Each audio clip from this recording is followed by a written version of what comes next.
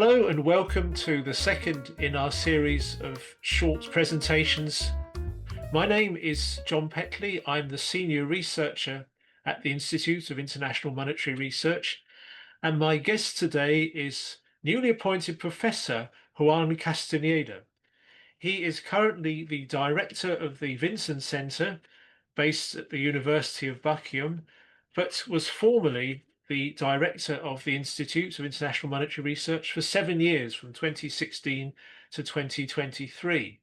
And he still remains a good friend of the Institute, and we work with him on a number of different projects. And this morning, we're going to be looking at the subject of monetary aggregates and why they matter. Now, when we talk about money, what you and I understand by money is actually quite different from what perhaps ordinary people think when they think of money. If you could tell me a bit about money and about monetary aggregates and what these different aggregates actually are. Thank you, John. It's a pleasure to be here with you. Thank you very much for your very kind invite and for your very kind introduction as well. Yes, this is a very, very important topic because it has very important policy implications as well. So let's start with the definitions of money and how relevant they are for policy purposes, if you like. Money is anything we use when we make a transaction.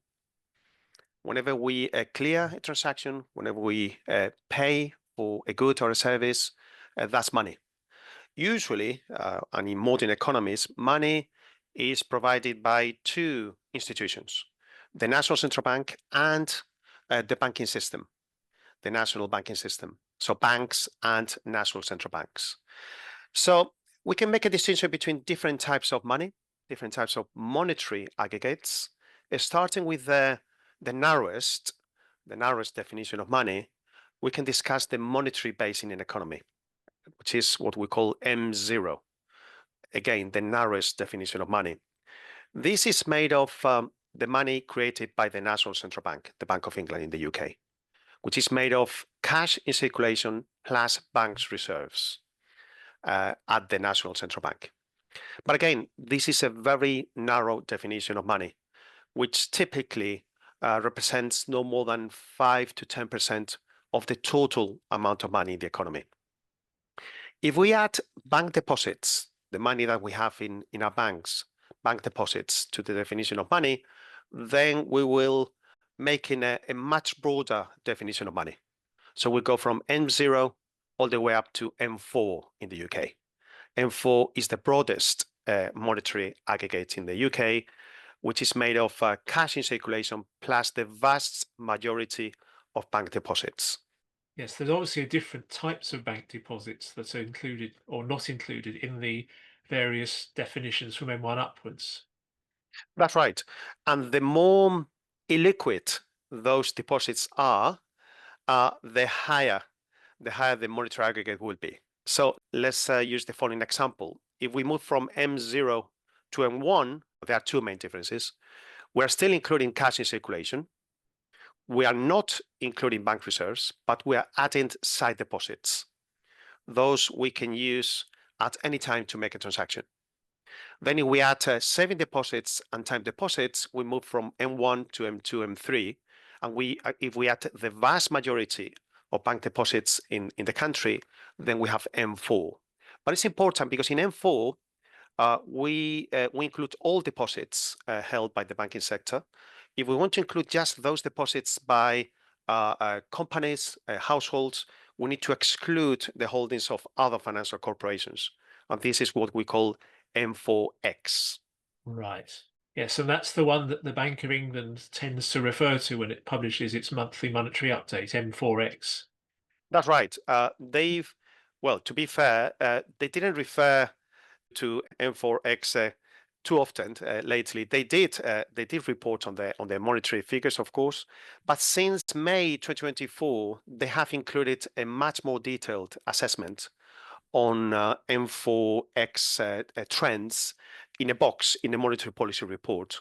So that's something they started to do in last year, and now they report on what M4 figures mean in much more detail. This means a change in the analysis, in my opinion, of what the Bank of England does as regards money, how they use money in making policy decisions. So we've got all these different types of monetary aggregates, but the big question is why pick one rather than another? You think, well, if the amount of money is going to go up with one aggregate, surely you think, well, won't it go up by a similar amount in some of the other aggregates? Yeah, that's the intuition, isn't it, John? But Yeah, that's it's right. not. But unfortunately, it's not right. And we have a very good example of that in the years in the aftermath of the global financial crisis. At that time, as you know, John, central banks expanded the balance sheets quite a lot, quite significantly, which means the amount of money created by the National Central Bank increased at an extraordinary pace. Was that followed by an increase in the amount of deposit, by broad money increasing equally or significantly? Not at all. Actually, we had at that time the combination of an expansion, an explosion, I would say, in the monetary base, in the M0 monetary aggregate that we defined before, followed by a deceleration in broad money and even a contraction in the amount of money for a couple of years. So unfortunately, it doesn't go that way. So that's why we need to make a distinction between what we mean by money, which definition of money we're using. Because if we had been using a narrow definition of money back in 2008, 9, and 10, we'll think that the amount of money in the market is increasing massively. And that could lead to inflation. And of course, that didn't happen. And why is that? Because at that very time, the amount of money, deposits held by the banking system actually contracted. There was a contraction in the amount of money in the economy, and that's what explains disinflationary first and then deflationary pressures in the economy at that time. This is why it's so important to get the definition right. Yes, because we've seen something similar in Japan, where under Abenomics, named after the former prime minister, they were really trying to increase inflation, which they found was too low. And they targeted the monetary base, which I think, if my memory serves me correctly, went up about sixfold during the 2010s. But Mhm. Japan, as we know, experienced very little inflation during that time. Exactly. It's the same. It's a very good case study or an example of the same principle, if you like, John, because this, in my opinion, is a flawed theory. It relies on the so-called money multiplier. Mm-hmm. With the money multiplier, just to explain it briefly, connects what happens to the monetary base and the total amount of money in the economy. So let's say that there has been an increase in the monetary base of, I don't know, a 10% increase annually. Just because the central bank has lent out more money to the banking sector, would be expecting that the banking sector is going to lend out that excess in money to customers. And by doing so, they will be creating more deposits, therefore a higher amount of money, M3 or M4 in the UK. Well, I'm afraid that multiplication of money, as if it were, doesn't happen automatically. It doesn't happen necessarily, actually. For example, going back to the global financial crisis years, at that time, there were very important changes in bank regulation and very important changes in central banks' policies, actually breaking up the link between changes in the narrow definition of money, the monetary base, and the total amount of money, M4. And this is because at that time, central banks, for example, in the US, remunerated bank reserves at a higher than the market interest rate. Mm-hmm. So it was a very weird scenario, if I can put it that way. So the central bank was lending out a vast amount of money to the banking sector, and at the same time, they were incentivizing those banks for putting the money in the national central bank. So why would you bother to risk that money if you are a bank in the midst of one of the worst financial crises in the last 100 years? Why would you bother to try to offer that money to the market, to a company or to a household? You would just keep it at your national central bank. And that's exactly what they did. At the same time, there were changes in bank regulation. According to the BIS Basel Accord rules, Basel III, Mm-hmm. banks would have to have a higher ratio of capital.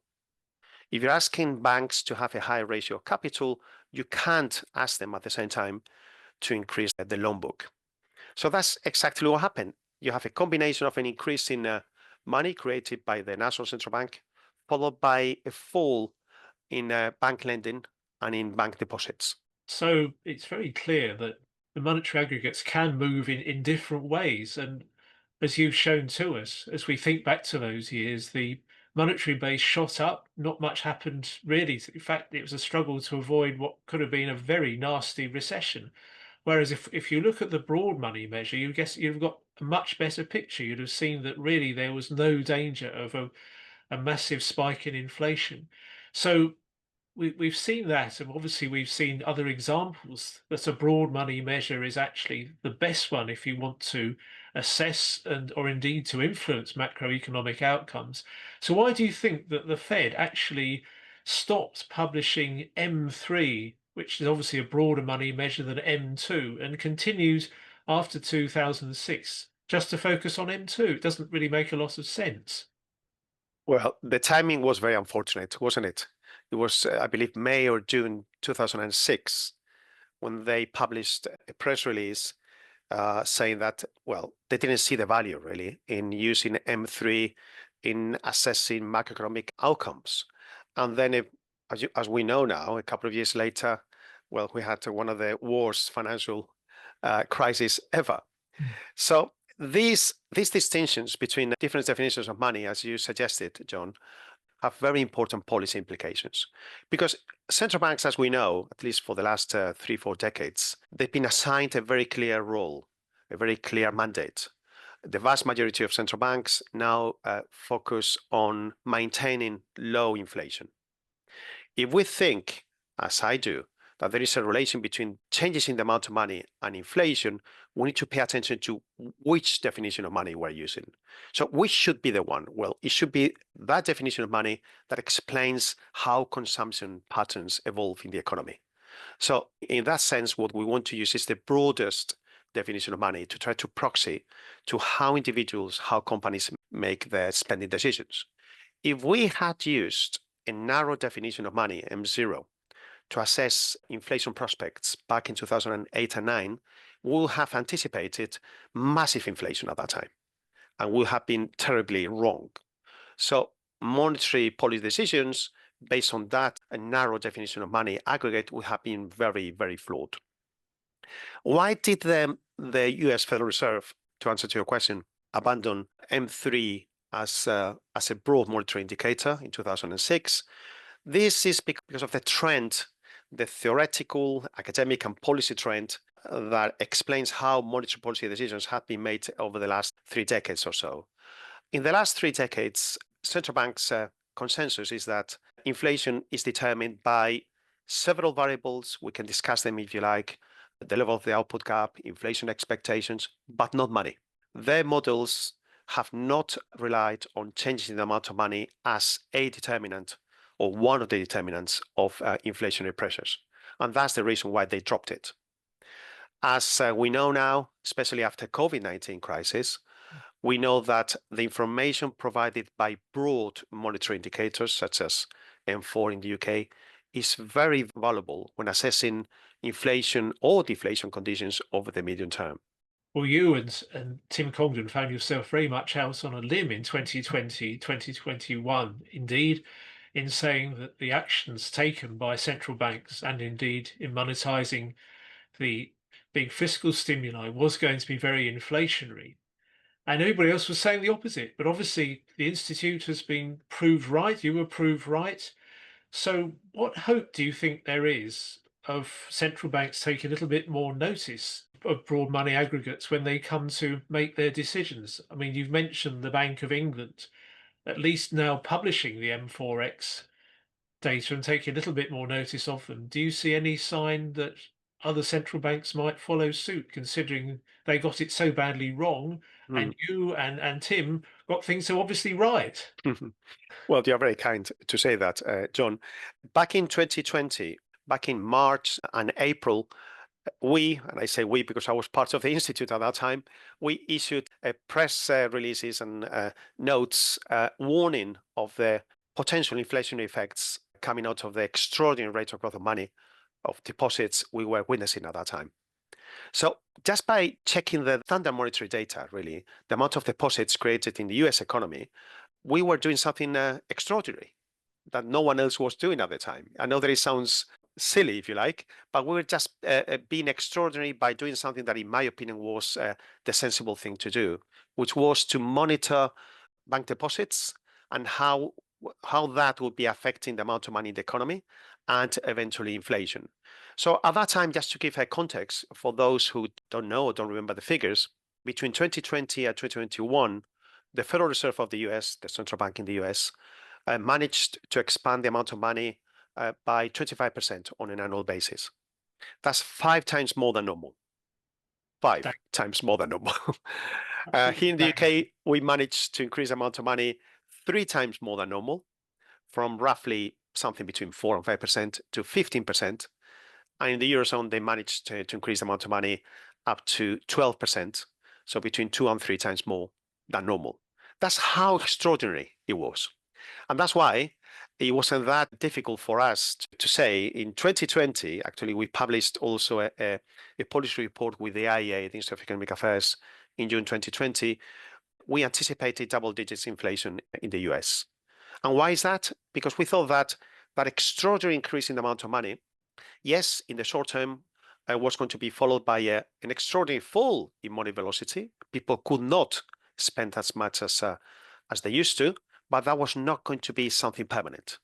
Eventually, would return to normality, if you like, and the money created in 2020 and 2021 wouldn't have evaporated. So there would be more money in the market to buy more goods and services, and that eventually ended up in inflation. So how about my hopes for the future, if you like, to go back to your question? Yes, indeed, central banks, at least the Bank of England, is taking notice of it much more. And now they report on it in more detail. And of course, we know that in the aftermath of COVID-19 crisis, there has been a review of the models used by the Bank of England, chaired by Bernanke. So the Bank of England is making some changes in how they assess inflation and now how they communicate the rationale they use in making policy decisions. At least that's what I've been observing over the last 2 years in the monetary policy report.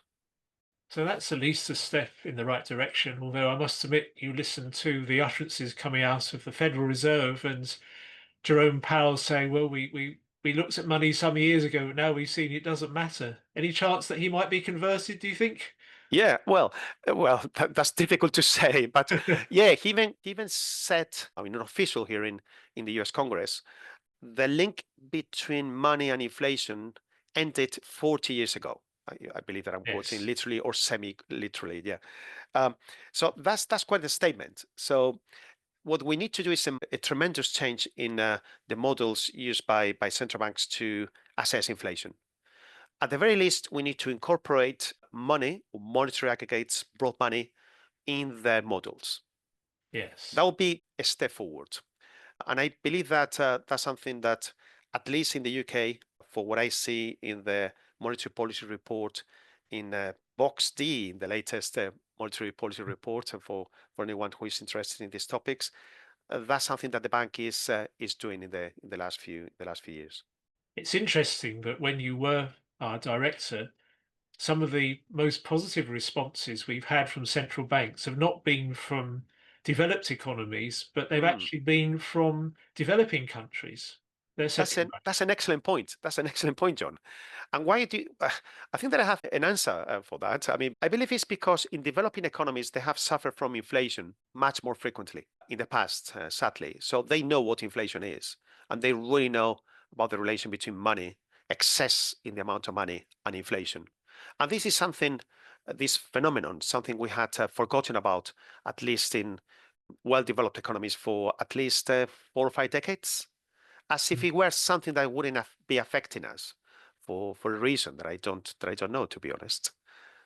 Yes, I think it's interesting that in the UK, the first time that a Chancellor of the Exchequer ever started taking notice about the money numbers was when we had very high inflation in the 1970s, and Dennis Healey suddenly discovered monetarism and then started setting a money supply target for the first time ever. But although, as you say, apart from the brief blip in 22, 23, when we had inflation above 10%, it's been much lower. I mean, you look at some of the African countries, and even the ones that you regard as being perhaps more stable than others, 20, 30, 40% inflation is by no means uncommon in some of those countries. Mhm. So that's why they know by daily experience, if you like, Yes. of the connection between too expansionary monetary policies, too much money in the economy, and too much inflation. So we don't need to convince them of the importance of the analysis of monetary trends. They know already.